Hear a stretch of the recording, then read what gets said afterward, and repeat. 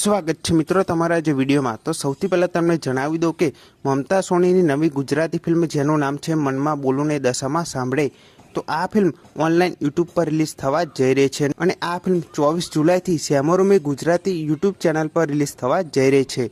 તો આ ફિલ્મને જોવાનું ભૂલતા નહીં। અને હવે વિક્રમ ઠાકોરની ફિલ્મ વિશે વાત કરું જેનું નામ છે ભોળાનો ભગવાન। તો આ ફિલ્મનું બીજું પોસ્ટર છે રિલીઝ કરવામાં આવ્યું છે, જેમાં બધા જ કલાકારો અહીંયા જોવા મળી રહ્યા છે। અને આની પહેલાં આ ફિલ્મનું ટીઝર પણ રિલીઝ કરવામાં આવ્યું હતું, જેમાં આપણને વિક્રમ ઠાકોર કોઈ શક્તિને સ્મરણ કરતા જોવા મળી રહ્યા છે અને જેવી જ તેમનામાં શક્તિ આવી જાય છે ત્યારે ગુંડાઓને ધોબી માર પછાડે છે। તો ટીઝર પરથી એટલું જાણવા મળી ગયું છે કે આ ફિલ્મમાં વિક્રમ ઠાકોરની સાથે કોઈ શક્તિ જોવા મળવાની છે, જેમ કે ફિલ્મનું નામ છે ભોળાનો ભગવાન।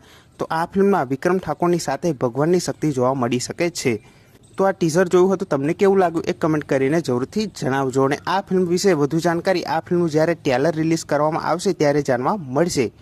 અત્યારે તો નવો પોસ્ટર રિલીઝ કરવામાં આવે છે, ટીઝર પણ રિલીઝ કરી દેવામાં આવ્યું છે।